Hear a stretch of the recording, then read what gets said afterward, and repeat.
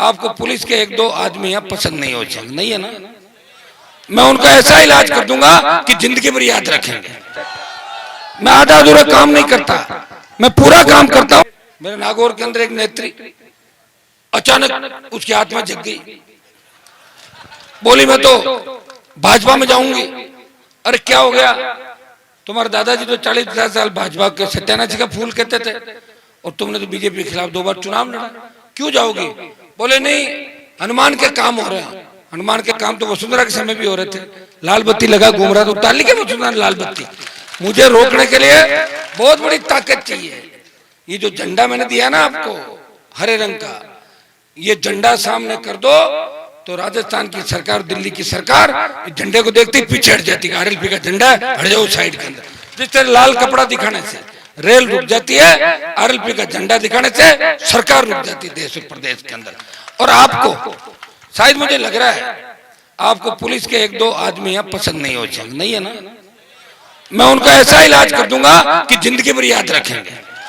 कह दिया अब मैंने कह दिया मतलब मैंने कर दिया। आचार संहिता को 3-4 दिन बाकी है और उसके बाद तुम जानते हो क्या होगा, तो समझ जाओ सारी बात। और मेरी एक आदत है, मैं आधा अधूरा काम नहीं करता, मैं पूरा काम करता हूं। या तो पागल होकर सड़कों में पत्थर फेंकता है या जेल चला जाता, 2 ही काम करता है। और तीसरा ऊपर जाता। मेरे से लड़ने वाला मुझे सड़कों में ढंग से लड़ता हुआ अभी तक नहीं दिखा। या तो राजीनामा किया या मेरे पास आया और ये चला गया। मैं तो किसी लड़ने वाले वीर को मैंने देखा राजस्थान के अंदर। और मैं जिसके पीछे पड़ा उनको दिन में तारे दिखाए और इतिहास उठा के देख लो। और मेरी मदद से अगर कोई विधानसभा लोकसभा में पहुंच गए और पहुंचने के बाद अगर उन्होंने कह दिया कि हनुमान जी क्या है, वो तो चुनाव आएंगे जब पता लग जाएगा। तो आचार संहिता लगी, चुनाव आ गए, चुनाव में पता लगता है, घोड़े का रेस में पता लगता है, मर्द का लड़ाई में और नेता का चुनाव के अंदर। चुनाव प्रदेश का नौजवान लड़ रहा है, चुनाव प्रदेश का किसान लड़ रहा है। इस बार लड़ाई कांग्रेस बीजेपी की नहीं होगी, लड़ाई इस राजस्थान को बचाने की होगी। 80 लाख नया वोट है, वो 80 लाख वोट राजस्थान का भविष्य तय करेगा। और 80 लाख वोट कौन है? वो वोट है जो भ्रष्टाचार मुक्त राजस्थान देखना चाहता है, वो वोट है जो राजस्थान के अंदर किसी अबला की चीख पुकार नहीं सुनना चाहता, वो 80 लाख वोट है जो पेपर लीक नहीं चाहता, वो बजरी माफिया, भू माफिया, खान माफिया नहीं चाहता, वो शांत राजस्थान चाहता है। वो चाहता है कि हमें रोजगार मिले, किसान कर्जे के बोझ के तले आत्महत्या नहीं करे, शांति का राज राजस्थान के अंदर हो। और भाइयों 80 लाख जो नया वोट है वो तुम्हारे में ज्यादातर पहला वोट करेंगे। 80 लाख वो और 80 लाख हमें मिले थे 2018 के अंदर। कांग्रेस को 139, बीजेपी को 136 और 80 लाख हम सबको मिले थे। तब हम अलग अलग थे, प्रयास करेंगे एक बार, इस बार गठबंधन अगर हमारे छोटे जो दल है राजस्थान के अंदर उनसे गठबंधन हो जाए, नहीं भी होता है ज्यादा फर्क नहीं पड़ने वाला। मैं आपको बता दूं कुछ इलाकों के अंदर अगर हमें लगेगा कि हम बिल्कुल कमजोर स्थिति में और हमारे दूसरे भाई जीत रहे, हम उनको डिस्टर्ब नहीं करेंगे। तो बहुत बड़ा राजस्थान में 10-15 कॉन्स्टिट्यूंसी ऐसी है जहां आप जाओगे तो ऐसा लगेगा राजस्थान में खड़े हो कि कोई मध्य प्रदेश में खड़े हो, उड़ीसा में ऐसा लगेगा आपको, कहाँ खड़े हो आप, ऐसा लगेगा, कोई जरूरी नहीं। और अगर ये लिखा है कि हमें 200 पे लड़ना है तो 200 सीटों पे चुनाव लड़ेंगे राजस्थान के अंदर। भाइयों 70 साल जिस राजस्थान के बारे में चर्चा चलती थी देश के अंदर कि राजस्थान में पार्टी नहीं बन सकती, यहाँ तो 2 ही पार्टी है, कांग्रेस बीजेपी। चर्चा चली देश के अंदर। जब सरदार शहर का उपचुनाव हुआ, बल्लभनगर का उपचुनाव हुआ, राष्ट्रीय लोकतांत्रिक पार्टी ने बीजेपी को 4थे नंबर पे धकेला और सरदार शहर के अंदर 50,000 वोट लेके ये संदेश दिया चुनाव जल्दी हो गया था और 3 महीने बाद होता तो सहानुभूति की लहर उस परिवार को मिली थी, वो भी नहीं मिलती और आरएलपी सीट निकाल लेती। मुझे पूरा भरोसा ओसिया पे, खींवसर ओसिया के अंदर अंतर नहीं, खींवसर लोहावट ओसिया भोपालगढ़ बिलाड़ा, हमारी रीति नीति संस्कृति एक है। हम जिसके साथ जुड़ जाते हैं उसको छोड़ते नहीं और एक बार मन में प्रण कर लेते हैं, वो करके ही मानते हैं। और आपने प्रण कर लिया और 10-5% अगर बचे वो इंतजार कर रहे हैं आचार संहिता का, लगी आचार संहिता और कूद के आ गए। भाई काम आता है लड़ाई के अंदर, आता कि नहीं आता, कितना भी झगड़ा हो। और भाई पे कोई आंख उठाए दूसरा भाई कहता है नहीं मेरा भाई है, आपका भाई इस प्रदेश को बचाने के लिए लड़ रहा है। ओसिया में कांग्रेस बीजेपी जीत जाएगी, कुछ नहीं होगा, जीतती आ रही है। लेकिन आरएलपी अगर जीतती है, मैसेज आएगा देश के अंदर कि ओसिया की सीट पे भी किसान कौम का कब्जा हो गया, किसानों की पार्टी जीती है। ये संदेश आपको राजस्थान के अंदर देना। ओसिया में नया नहीं, पंचायत चुनाव के अंदर 35,000 से ज्यादा वोट ओसिया के अंदर आपने इस पार्टी को दिए। बावड़ी के अंदर जो ओसिया की पंचायतें आती है, भाई राजू राम खोजा तो विद्यालय की राजनीति से आते हैं। राजू राम और ये सब लोग वो लोग हैं जो हमेशा आपके लिए लड़े, प्रयास किया, लेकिन कांग्रेस पार्टी ने इनको दबाने का काम किया। 2 साल हो गए, कभी वीडियो नहीं लगने देते, कभी ग्राम सेवक नहीं। कितनी अच्छी राजनीति। खींवसर के अंदर आप जाके देखें, कोई खींवसर में अगर ये कह दे कि हनुमान जी ये पूछ के काम करते हैं वोट दिया कि नहीं दिया, मेरे पास बात कर लेना आप, मुझे तो यही पता है। मैं तो चाहता हूँ जो मेरे पास आ गया सब वोट देते हैं, नहीं भी आया सब देते हैं। इतना विकास करा दिया खींवसर के अंदर। अब तो स्थिति ये हो गई, सड़कें बनाने की जगह नहीं है, तो मैंने कहा सड़क के ऊपर ही सड़क बना दो वापस, और क्या करो बताओ मुझे। कई जगह डबल स्वीकृति निकल गई। वो ऐसी फोन करते हैं, चीफ इंजीनियर फोन करते हैं, अरे साहब कौन सी है, वो क्या दिक्कत है, क्यों तो 3.75 तो बनी, उसके ऊपर आगे। मैंने कहा नहीं, उसको 5.5 कर दो। खींवसर की हर रोड 5.5 मीटर होनी चाहिए, क्योंकि ये विधानसभा क्षेत्र इस देश के किसानों की लड़ाई लड़ रहा है, ये देश के जवानों की लड़ाई लड़ रहा है। कोई खींवसर के अंदर आए तो ऐसा नहीं लगना चाहिए कि यहाँ का जनप्रतिनिधि कौन है।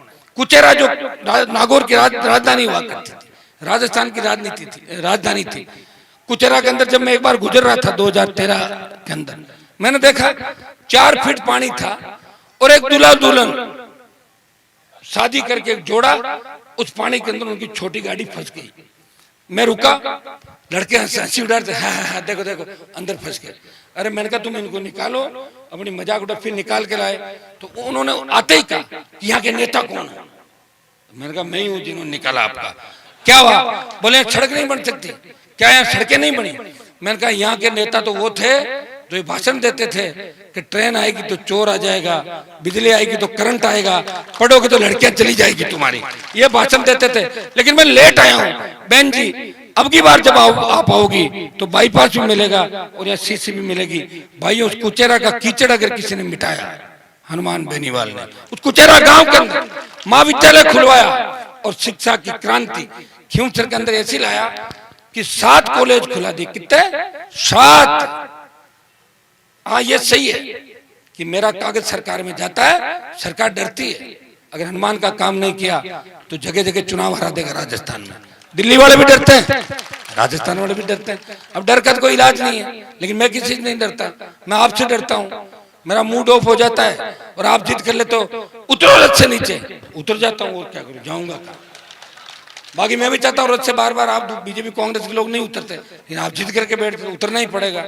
उतरता हूँ, आओ अभी का भी नहीं आ पाता तो मैं कहता हूँ अगली बार आ जाऊँ भाई, प्लीज माफ कर। मैं जानता हूँ और आप भी मेरी पीड़ा समझते हैं। आप देख रहे हो, एक व्यक्ति जब देश का किसान तकलीफ के अंदर था, पंजाब से किसानों का आंदोलन चला, पंजाब में वो आंदोलन का बूम पंजाब के अंदर था।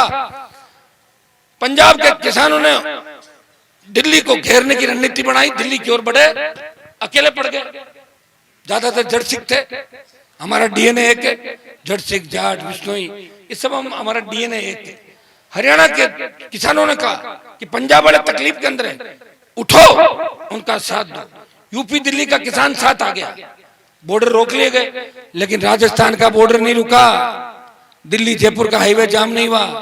उन किसान नेताओं ने मुझे कहा हनुमान जी आप किसान के बेटे हो, इतनी मदद कर दो, एक नया इतिहास बनेगा। वीर तेजाजी महाराज भी उसी धरती से आते हैं जिन्होंने गायों के लिए कुर्बानी दे दी। आप हमारे लिए कुर्बानी दो, मोदी को छोड़ो, इस हाईवे को जाम करो। भाइयों एक हुंकार भरी, NH-8 जाम कर दिया और तीनों कृषि बिल वापस हुए। मोदी की सत्ता छोड़ के 70 दिन सड़क पे कोई सांसद बैठा, वो नागौर का सांसद था जिसने किसान कौम के लिए परोसी हुई थाली को ठोकर मार दी। दिल्ली की थाली, वो भी स्टेट की थाली नहीं, दिल्ली की मिनिस्ट्री को ठोकर मार दी। इधर जब अग्निपथ आया, सेना के सम्मान के अंदर अगर देश का कोई सांसद सड़क पे आया, जोधपुर में 2 लाख जवानों की रैली करके ये संदेश दिया, मोदी जी हम उस कौम से आते हैं जिस कौम ने इस देश को आजाद कराया 62, 65, 71 और कारगिल की लड़ाई के अंदर अगर सबसे ज्यादा शहादत किसी ने दी हमारी कौम ने दी है। हमसे टक्कर मत लो। और 2 लाख की रैली का परिणाम ये हुआ कि मोदी डर गए। लोकसभा के अंदर हर भाषण में आप देखते हो कि अग्निपथ की बात जरूर कहता हूँ ऑल पार्टी मीटिंग के अंदर। और परिणाम ये हुआ कि पहले अग्निवीर 25% रखते थे, 75 वापस भेजने की बात थी। सरकार ने कहा कि आधों को वापस रख लेंगे, आधे वापस भेजेंगे। एक दिल्ली की हुंकार और भरेंगे दिल्ली की तरफ, अग्निपथ को भी वापस करवा देंगे। ये मैं विश्वास आपको दिलाना चाहता हूँ। आपने बड़े बड़े आंदोलन देखे।